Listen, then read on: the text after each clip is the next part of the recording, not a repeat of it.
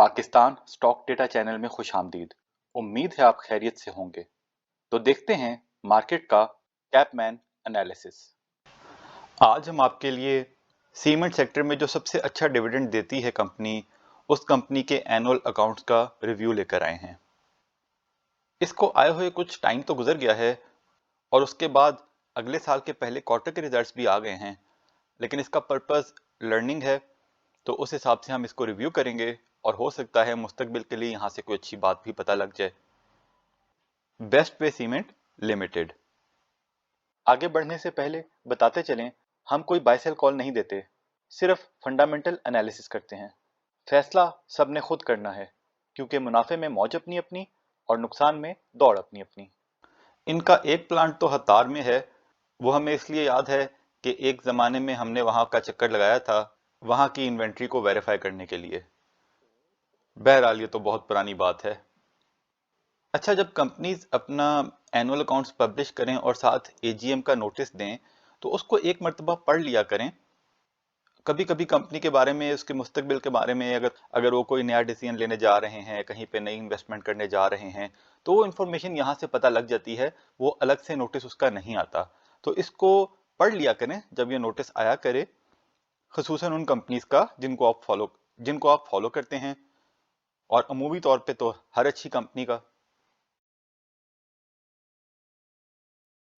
ये इनके different products हैं, डिफरेंट टाइप्स ऑफ सीमेंट्स भी हैं और दूसरी चीज़ें भी हैं। ये टाइलें भी बनानी शुरू कर दी हुई हैं इन्होंने, तो इसकी तफसील में तो हम अभी नहीं जाते। अगेन चेयरमैन रिव्यू को हम स्किप करेंगे और हम सीधा डायरेक्टर्स रिपोर्ट पे जाते हैं। यहाँ पे देखते हैं इंडस्ट्री ओवरव्यू।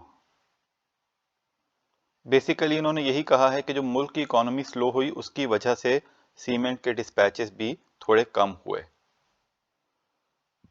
यानी कि जब इकोनॉमी रिवाइवल की तरफ जाएगी आहिस्ता आहिस्ता, तो ये बेहतर हो जाएंगे। अगर देखा जाए तो क्लिंकर की प्रोडक्शन में भी कमी आई है और सीमेंट की प्रोडक्शन में भी कमी, और उसी तरह सेल्स भी कम हुई हैं। डिक्लाइन तो हुआ है क्योंकि मार्केट में सीमेंट की कंपनीज भी बहुत ज़्यादा हैं, लेकिन ये यहाँ पे कह रहे हैं कि best way cement successfully retained its position as the largest cement producers and the market leader in the country. तो इसका डिटेल जायजा तो अभी हमने नहीं लिया हुआ तमाम कंपनीज का, लेकिन इनके मुताबिक ये लार्जेस्ट कंपनी है। तो जो रेवेन्यू है वो ज़्यादा हुआ है, और प्रोडक्शन कम और रेवेन्यू ज़्यादा, उसकी वजह यही है कि प्राइसेस ज़्यादा हो गई थी। At the same time finance charges भी इंक्रीज हुए क्योंकि इंटरेस्ट ज़्यादा हो गया। तो इन सब मुश्किलात के बावजूद प्रॉफिट थोड़ा सा बेहतर हुआ है पिछले साल के मुकाबले में। देखें, ईपीएस 19.94 है पिछले साल के 17.17 के मुकाबले में। फिर इनकी यूबीएल में भी अच्छी खासी इन्वेस्टमेंट है। फिर इन्होंने 2023 में कैपेसिटी एक्सपेंशन भी की है, और इसका ज़्यादा बेनिफिट इनको अब आने वाले साल में नज़र आएगा, क्योंकि ये हुई है फरवरी और मार्च में जाके, यानी 23 के Q4 में भी इसका कुछ इम्पैक्ट आया होगा, लेकिन 24 के पूरे साल में जो भी इम्पैक्ट होगा वो आएगा। अब जी फ्यूचर आउटलुक को देखते हैं। एक तो ओवरऑल इन्होंने ये कहा है कि इकोनॉमिक डाउन टर्न है, उसकी वजह से हालात आहिस्ता आहिस्ता रिकवर होंगे, बहुत तेजी से रिकवर करने की उम्मीद ना लगाई जाए। फिर दूसरा ये कहा है कि क्योंकि इनकी कुछ एक्सपोर्ट्स अफगानिस्तान भी होती थी, तो वहाँ के इकोनॉमिक चैलेंजेस की वजह से कुछ एक्सपोर्ट्स वहाँ की भी मुतासर हुई हैं।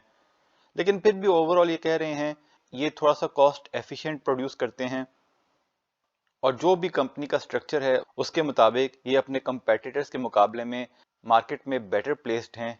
यानी कि बहुत ज़्यादा कमी की इनको उम्मीद नहीं है, तवक्को नहीं है कि इनकी सेल्स में बहुत ज़्यादा कमी आएगी।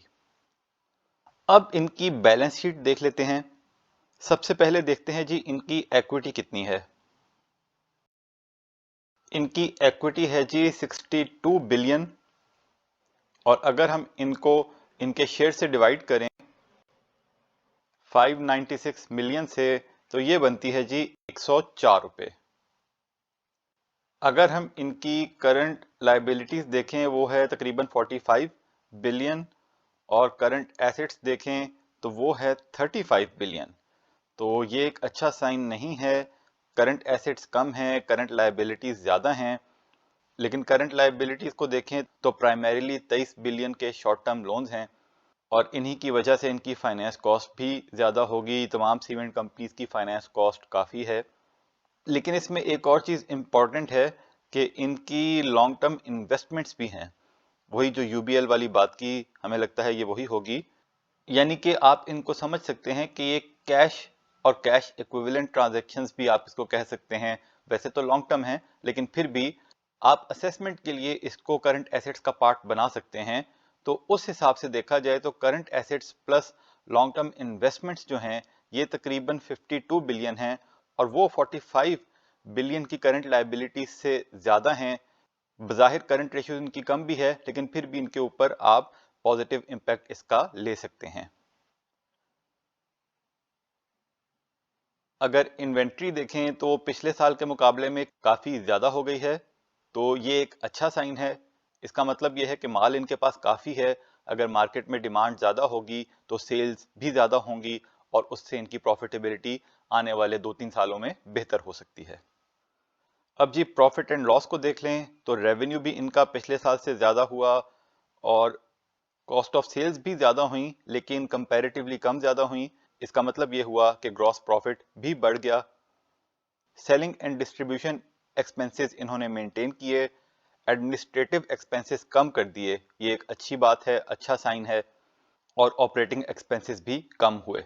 तो यानी कि रेवेन्यू बेहतर हुआ लेकिन एक्सपेंसेस कम हुए, तो इसकी वजह से नेट प्रॉफिट पे पॉजिटिव इम्पैक्ट आया।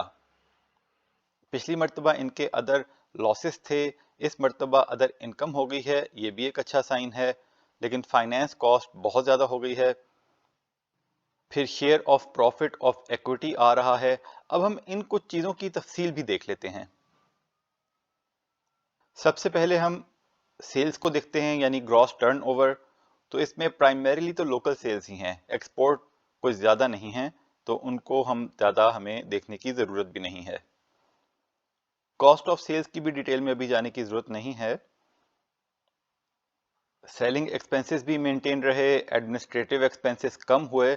तो ये देख लेते हैं कहाँ पे कमी आई। असल में इन्होंने पिछली मर्तबा कोई डोनेशन दी थी, उसको इन्होंने इस दफ़ा नहीं दिया, क्योंकि डोनेशन ज़ाहिरी बात है कोई मसला आया होगा, सैलाब की वजह से शायद दी हो, तो हर मर्तबा देनी ज़रूरी नहीं होती। लेकिन बहुत सी कंपनीज ये देती भी हैं कॉर्पोरेट रिस्पॉन्सिबिलिटी के हवाले से।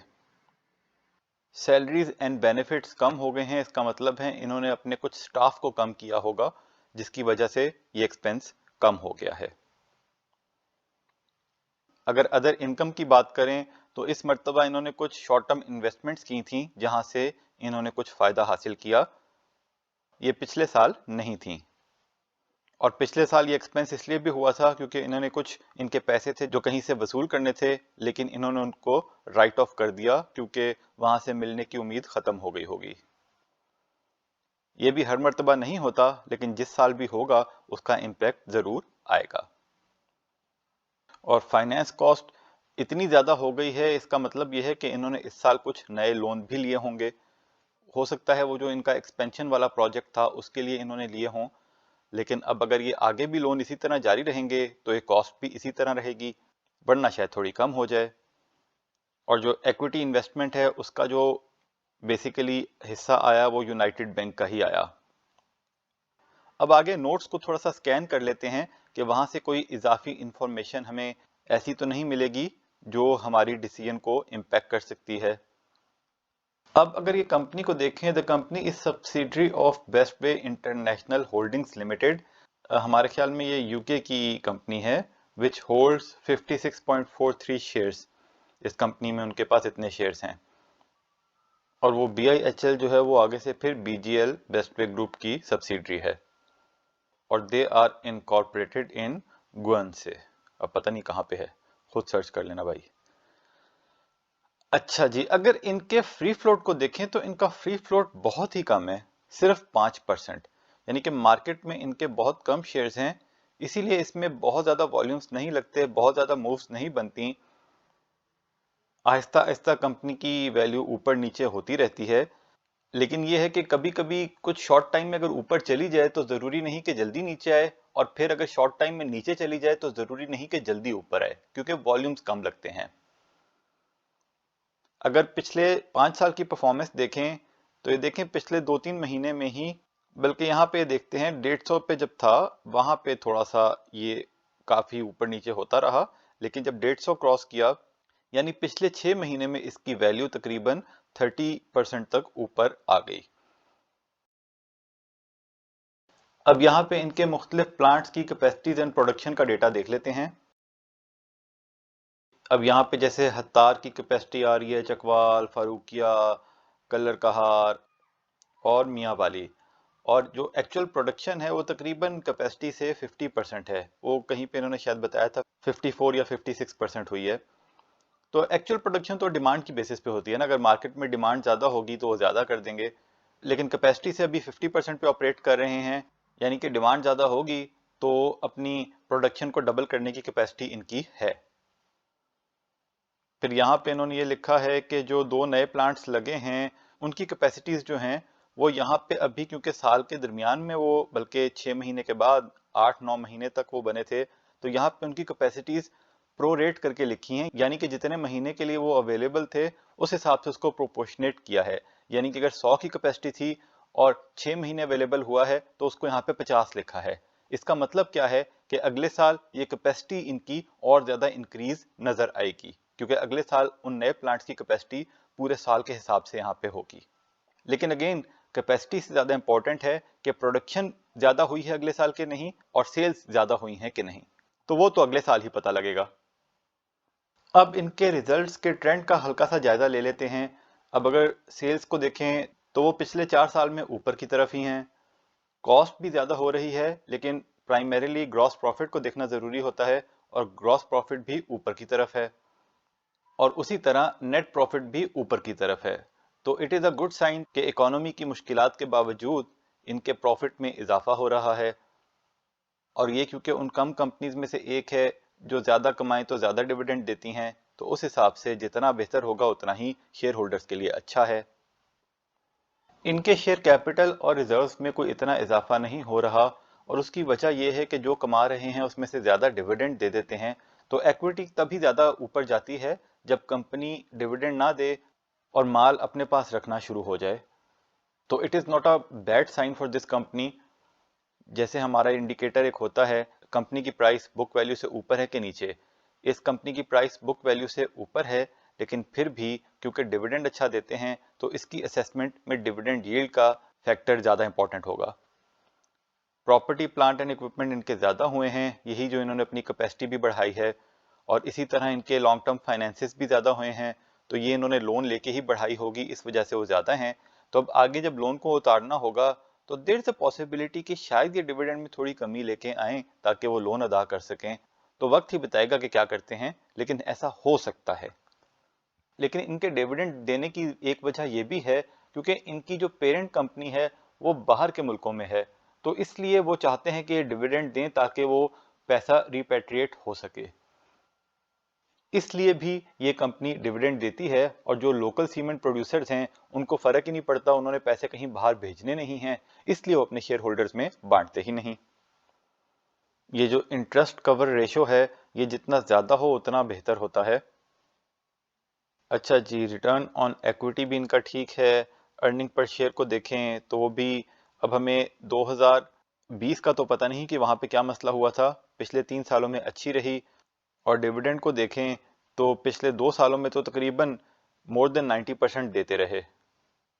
तो अगर तो इनका क्वार्टरली डिविडेंड इसी तरह चलता रहे जैसे अभी चल रहा है तो प्राइस में बहुत ज़्यादा कमी आनी तो नहीं चाहिए, लेकिन अगर किसी टाइम पे इन्होंने डिविडेंड स्किप किया या कम देना शुरू कर दिया तो वो ज़रूर इसके लिए नेगेटिव इम्पैक्ट करेगा।